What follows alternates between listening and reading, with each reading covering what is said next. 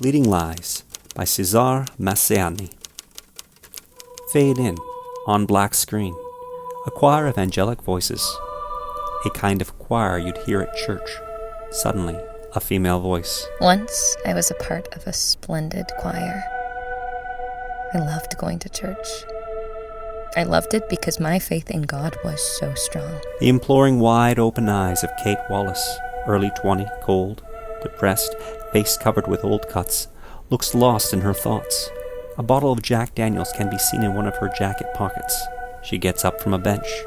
Behind her there are more of these benches. It's a church. Few people are around. Suddenly, Father Damien Conrad, mid-50, a calm presence, reaches her from behind. Been a long time, Kate. Father Conrad? Want to talk? Words can't help me feeling better, Father Conrad. What is it about? It's about a girl who lost her own family. It's about your father, right? He forgot about me. I miss him so much. Kate's eyes go up beyond the altar, giving a look full of hope at the statue representing God. A tear streaks her cheek.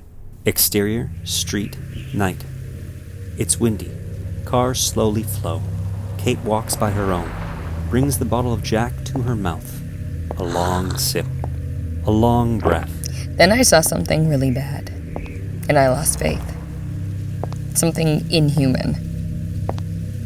It hurts. I keep dreaming what I've seen. Kate crosses the street, reaching the opposite sidewalk.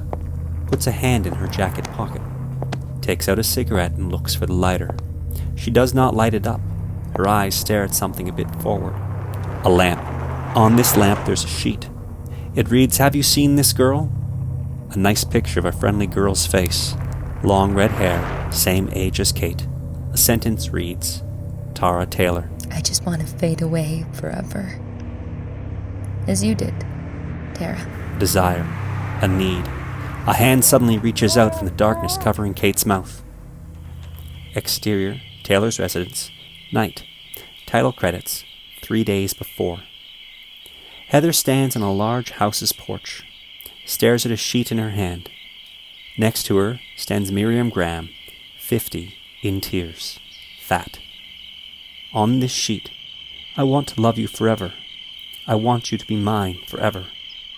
She looks up at Miriam. It was 1800 when I found it on the doormat. I didn't give him much credit. My daughter Teresa courted by many boys. What time should your daughter be home? I don't know when she'll be back. I started worrying about her around 9 o'clock. Miriam points her finger in front of her. Heather turns. Her face is lightened by a series of flashes. In the garden, there are a few forensic agents. What has been found in the garden immediately made police think of a sort of cult, a ritual, so they called me. I have a major in ritual crimes. She leaves the porch, reaches 2 agents bent to take pictures at a circle of small wooden crosses stuck in the ground. Inside the circle there's a hole. A few photos of Tara Taylor still burn inside this hole. Exterior, woods, day. Father Conrad, in a checkered shirt and a sawdust dirty suit, raises his axe, cutting a large strain in half. Sometimes I like to break up the wood. The 60 are just around the corner. The body weakens. Better to keep your muscles trained from time to time. Father Conrad presses the axe against the ground, using the handle to support himself, when suddenly, a loud cry. He moves, overcoming some trees. And I saw her. He moves his hand through the thick vegetation around. A little in the distance there is a river.